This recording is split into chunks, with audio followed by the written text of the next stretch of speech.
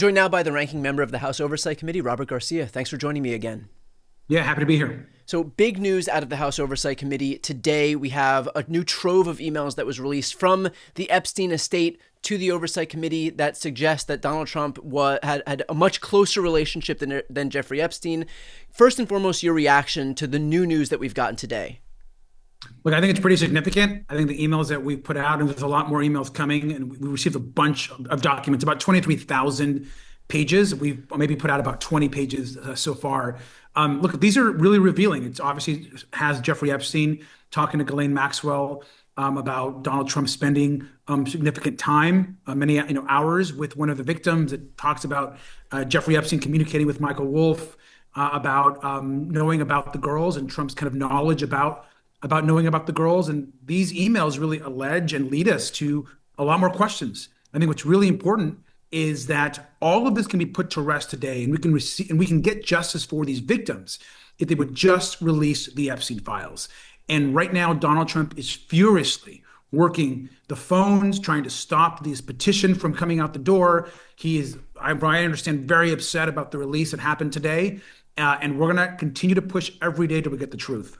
There is some news on that exact front that Donald Trump himself called Lauren Boebert, that he was apparently a very early wake-up call today. And so what's your reaction to the fact that he is now trying to get those four Republicans to defect? And of course, those are Lauren Boebert, Marjorie Taylor Greene, Thomas Massie, and Nancy Mace. And do you have confidence that those four Republicans at least will stay on the discharge petition?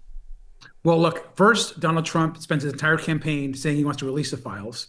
Then he gets into office, and then he does everything he can to stop them from being released. He's doing everything he can from stopping the Congress to vote on the subpoena. And the question that I keep asking myself is why? And the American public deserve the truth. And so it's clear that he doesn't want these files released. We know through reporting that Penn Bondi has told him he's in the files. And so why is Trump so obsessed with hiding the truth? What powerful men is he protecting? What is he not telling us about his relationship to Epstein? Why is there so much information that's centered around what happened at Mar-a-Lago and Alex Acosta and these women and girls and Epstein's apartment in New York? There's just so much that is all pointing in one direction. I think it's up to us to get to the truth. And in this case, we will have to ensure that this discharge petition gets out the door and it's voted on by the Congress. So there's also reporting based on these emails that Donald Trump was at Jeffrey Epstein's house. And so can you talk about the fact that when Ghislaine Maxwell met with Todd Blanche, Donald Trump's deputy attorney general and former personal criminal defense attorney, that was not the story that he got, suggesting that Ghislaine Maxwell did indeed lie at this meeting if the emails are true? Look, I think that's right. What's been really interesting is kind of the timeline that these emails kind of lay out. It's also pretty clear, and we put out some other correspondence today, for example, with Steve Bannon, between Steve Bannon and Epstein and some additional folks. And it's really interesting when you think about when some of these conversations were actually happening in the broader scope of the investigation. We know that Donald Trump, for about 10 years, there was a relationship between Epstein and Donald Trump, of which Epstein called Trump his best friend. We know that at Mar-a-Lago, that there were girls that were essentially trafficked out of Mar-a-Lago to Epstein. And who were those girls? Why Mar-a-Lago? What was happening? Who were the men that were involved? These are all important questions. And the only way we're going to get answers and justice for the survivors is to get the files released. Can you talk about the fact that Mike Johnson continues to run cover for Trump? Do you presume that he will continue to do so in light of the new news that we found now? Or is there some semblance of a percentage that Mike Johnson might actually adhere to his own principles, his own values, his own religion, and actually try to seek justice based on what we now know is a president who is implicated in a notorious sex trafficking ring? I think it's clear that Mike Johnson is covering for the White House. He's now complicit, I believe, in all this. Today, his comments today somehow saying that, oh no, this is all being handled and that we're playing, gotcha games. I mean, give me a break. We're putting out information that is quite serious. And I wish that Mike Johnson, who looked survivors in the eye when we had him here in Washington, D.C., I was right next to him when he was talking to survivors, and he promised you to get to the truth. That's not what he's doing. What he's doing is he's stopping Adlai Oliver from getting sworn in, as he has now, as we know, for many, many weeks. What he's also doing, he's not calling on the White House to release the files.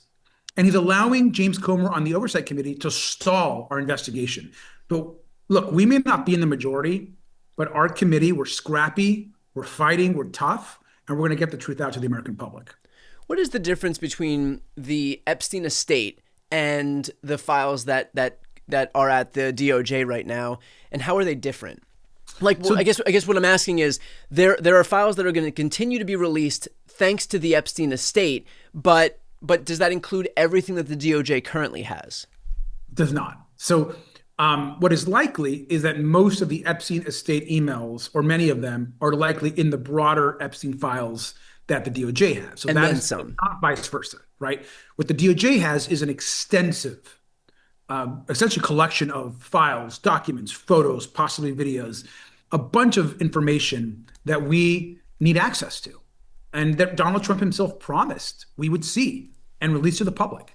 And so we're getting some information from the Epstein estate only because Democrats have demanded these subpoenas, and we've demanded that they release this information.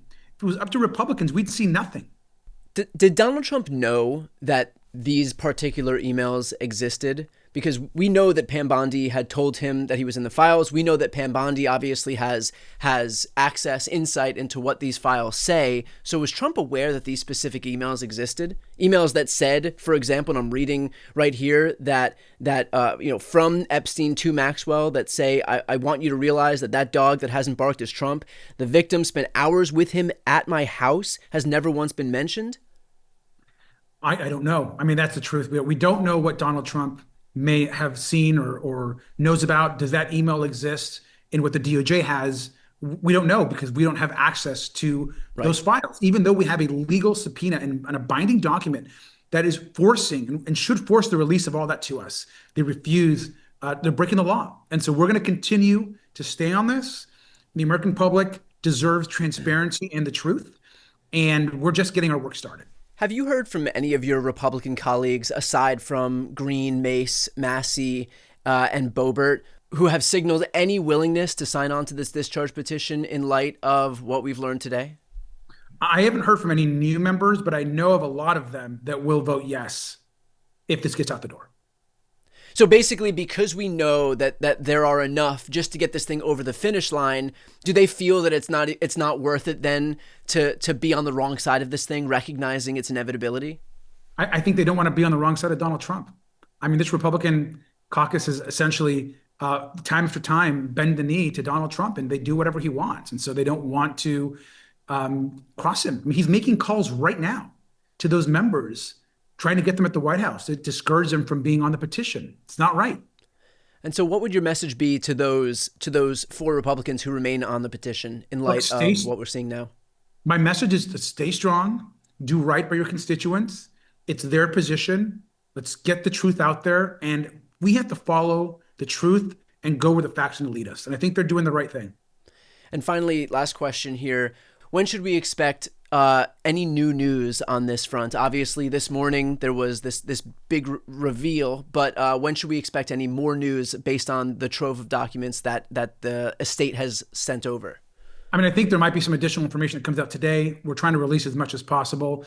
I think there's some Steve Bannon communications that are really interesting in there. There's a lot more. And so I think in the coming days, there'll be a lot more documents that the media will report on, that we'll put out. But we expect many more document reveals, really, from the estate and from other sources. We're also talking to survivors. We're talking to people that have been involved with this case. And so there's a lot of investigation happening right now by our committee, and that will continue in the weeks ahead. All right. Well, thank you for your time today, and thanks for the work you're doing here. Thanks.